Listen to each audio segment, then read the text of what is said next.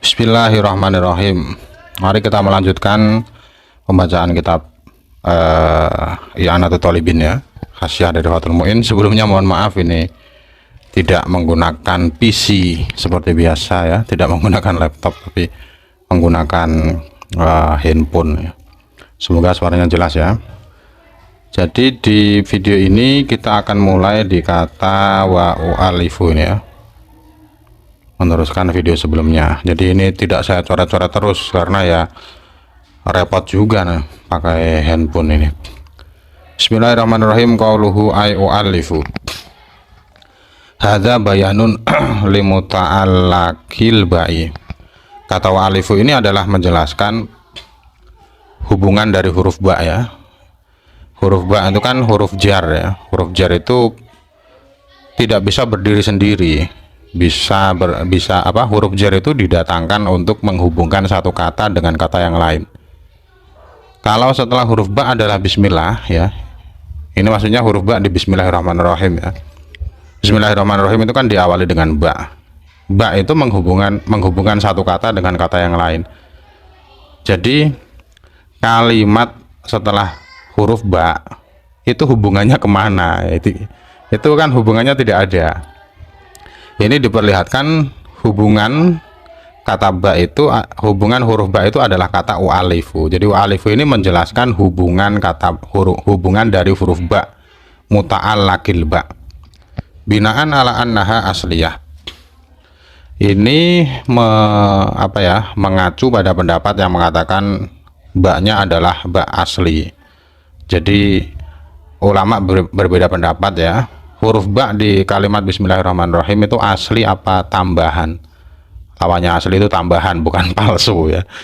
Jadi huruf jar itu ada yang asli, ada yang tambahan. Asli itu ya punya makna, punya hubungan. Kalau tambahan tidak punya makna, tidak punya hubungan, tidak punya muta'allaq. Wa qaddarahu fi'lan mu'akharan khassan li'anna ma dzukira huwal aula fi taqdiril muta'allaq. Jadi untuk menentukan atau membayangkan muta'allaq ini itu boleh beberapa variasi. Boleh berupa isim, boleh berupa fi'il, boleh di depan, boleh di belakang, boleh umum, boleh khusus. Di sini musannif memilih fi'il di belakang dan khusus. U'alifu ini kan fi'il mudhari ya, alafa yu'alifu ta'lifan. Jadi pertama musannif memilih fi'il, kedua muakhar. Kalimat kata ini diakhirkan dari bismillah. Jadi bismillahirrahmanirrahim u'alifu, tidak u'alifu bismillahirrahmanirrahim. Itu diletakkan di akhir. Kemudian muta'allaq ini khusus. Khusus maksudnya u'alifu ini artinya kan saya menulis ya, saya mengarang, saya memulai karangan. Jadi kalau muta'allaq yang umum itu hanya memulai saja, saya memulai dengan bismillah. Ini kan tidak seperti itu, saya memulai karangan, saya memulai mengarang. Jadi kalau umum itu misalkan dibayangkan kalimat abtadi'u ya, abtadi'u ini umum, saya memulai dengan bismillah. Kalau u'alifu ini kan lebih tertentu, lebih khusus. Isi sesuatu yang dimulai itu isinya adalah mengarang. Nah, jadi pemilihan fiil di belakang dan khusus ini lebih baik di antara yang lain. Amma aulawiyatu kaunihi fi'lan fali annahu huwal aslu fil amal. Mengapa lebih baik memilih fiil? Karena fiil itu adalah kata yang bisa beramal secara asli, yang bisa mempengaruhi i'rab satu kata itu adalah fiil. Ini kalau kita memandang aslinya ya. Walaupun ada isim yang bisa beramal juga, ada isim yang bisa menjadi amil. Kalau ada isim yang bisa menjadi amil, yang bisa beramal, itu sebenarnya karena mirip dengan fiil. Jadi fiil itu yang ini tidak pembahasan fikih ya. Jadi ya kita mengikuti kitabnya saja. Isim itu bisa beramal kalau serupa dengan fiil. Jadi sebenarnya yang bisa beramal itu hanya fiil sebenarnya. Itu namanya fil asli, al aslu fil amal. Jadi itu alasan mengapa memilih fiil lebih baik. Wa amma aulawiyatu kaunihi khoson faliri ayatil makom lianna kula syari' fi syai'in yudhmirun fi nafsihi lafdhu ma kanat tasmiyatu mabda'an lahu.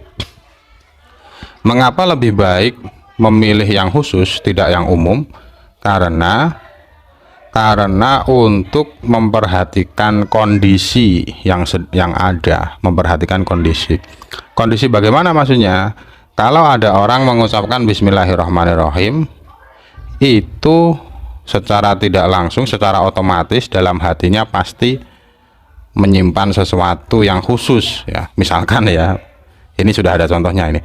Falkatibu yutmiru aktubu wal muallifu yutmiru uallifu. Jadi ada orang yang menulis, dia mengucapkan bismillahirrahmanirrahim. Itu makna bismillah itu bagaimana? Makna bismillah adalah saya memulai tulisan ini dengan bismillah. Saya menulis dengan bismillah, dengan nama Allah. Orang yang mengarang, bila dia mengarang dengan mengucapkan bismillah, maka di dalam hatinya dia mengatakan saya mengarang dengan nama Allah. Itu namanya makom ya, kondisi. Jadi seorang yang mengucapkan bismillah itu sebenarnya dalam hatinya berbeda-beda, tergantung apa yang dia lakukan. Orang yang makan mengucapkan bismillah berarti dalam hatinya mengatakan saya makan dengan nama Allah. Itu alasan mengapa lebih baik memilih muta'allaq yang khusus. Wali is'ari ma ba'dal basmalati bihi. Dan juga selain itu, pemilihan yang khusus ini memberitahukan kalimat setelah bismillah ya. Kalimat setelah bismillah ini kan berupa tulisan, berupa karangan. Jadi kalau ditakdirkan walifu ini lebih pas. Fahiya qarinatun alal mahduf ya. Jadi kalimat setelah bismillah ini sebagai petunjuk, sebagai tanda dari apa muta'allaq yang dibuang. Al mahduf ini maksudnya ya kata walifu itu.